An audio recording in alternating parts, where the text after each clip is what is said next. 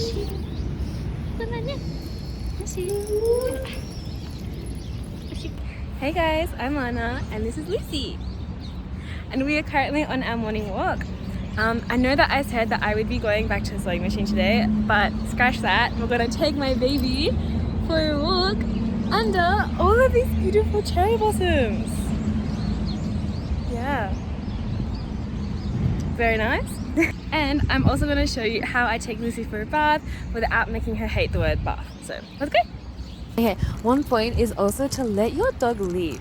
Like, I do it naturally, but she gets to go where she wants to go. It's her walk. She needs to sniff around and stuff. And then when you actually like stop for a second, she can feel it on the lead and she stops for me. So she knows where I am.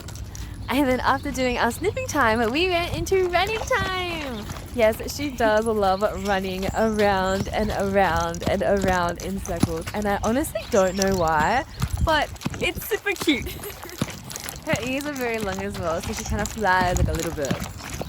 But yeah, we go back and forth running, and it's good because like while sniffing is good and all like for her brain and stuff, and like sniffing is good for dogs, but she loves to run, but at home it's really like small and stuff, so it's nice to go to a large area so she can just run as much as she wants, and then when she gets home she's tired.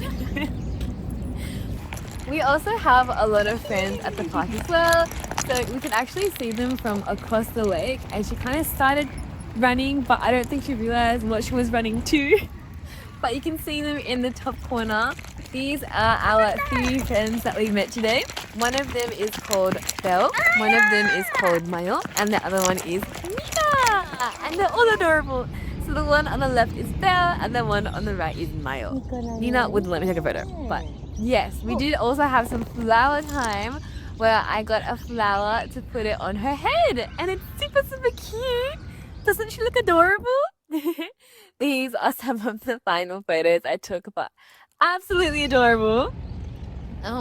One other thing that I feel is also really important on walks is just like relaxing and letting them take it in. Because I mean, like, they spend most of the time inside, so it's nice to just breathe in the outside and relax. But yeah, that was our walk for today. And now that we're all tied up, we're ready to have a bath. Yay! Hey, woohoo! Was it fun?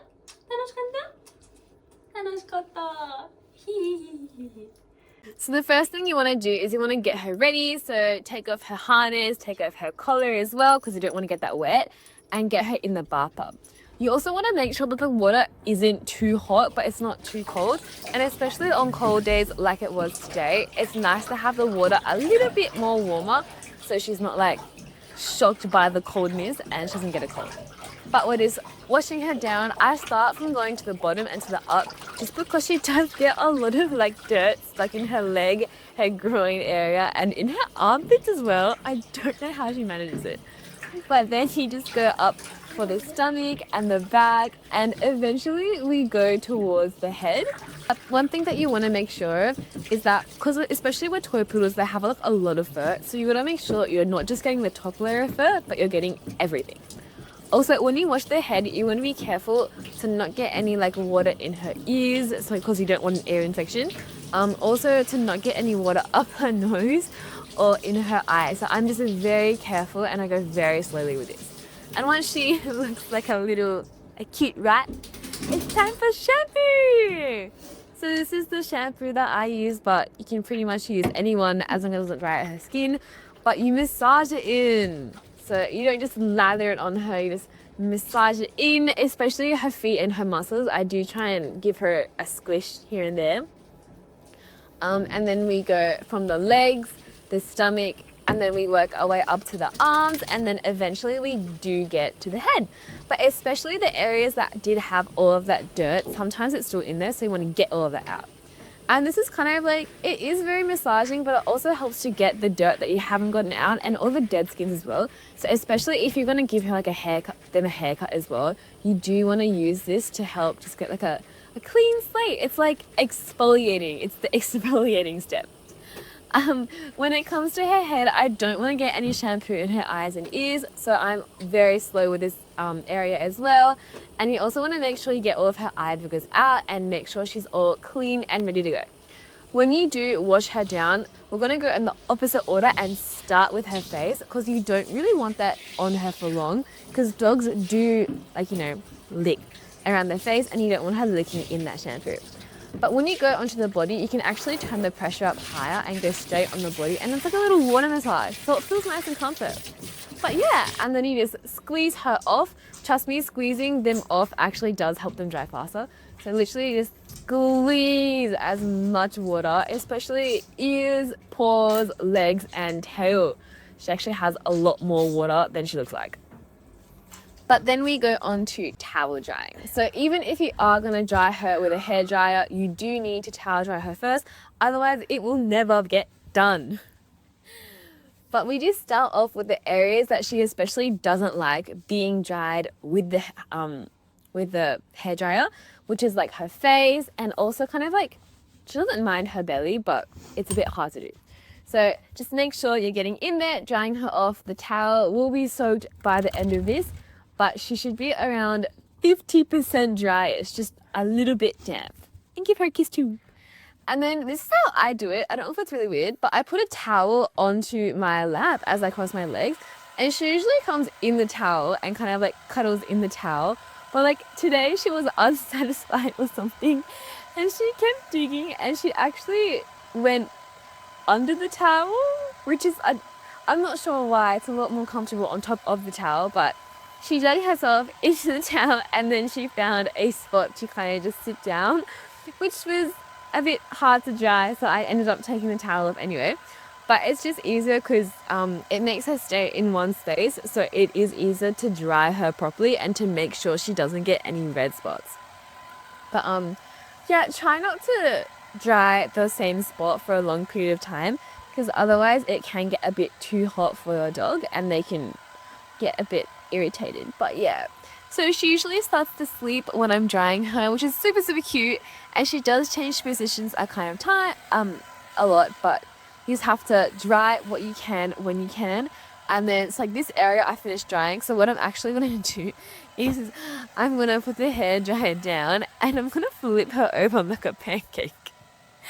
And then the other side's still like soaking wet. So it's kind of like you're just going to go back and forth and dry what you can.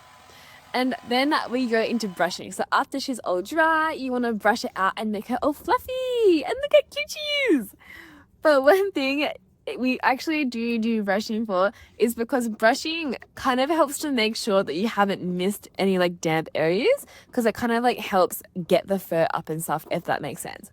And it is really hard to brush while she is sleeping, but she's adorable. I don't want to wake her up. It is a lot easier to brush her when she's in the mood to be brushed.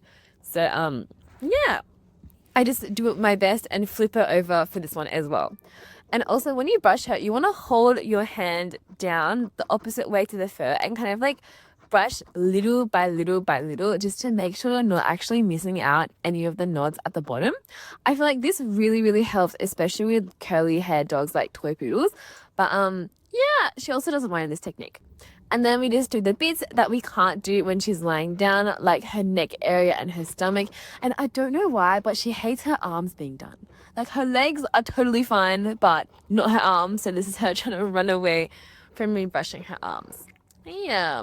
But after all of that is done, we go on to giving her paw cream. So because she does walk for a long amount of time, and she did go in the bath today as well, you do need to put paw cream on her to make sure her paws just don't dry out, which is not too good. And then we're done! So look at my cute little baby. She's all happy and she's ready to spread her smell everywhere now. Okay, so this is actually all for today's video. I thought I would end it with my little cute baby rolling around and stuff. But yeah, this is how we give her a bath. We pretty much just get her tired first with a super long walk, make sure that she's comfortable, make sure that she's feeling nice and warm, and you're not doing anything that she doesn't like, and then she actually enjoys it, which makes it so much easier for you to do it. And then when it's easier for you to do it, you actually do it better. yeah, so that's just how we do it. Thanks for watching, guys. Okay, bye bye.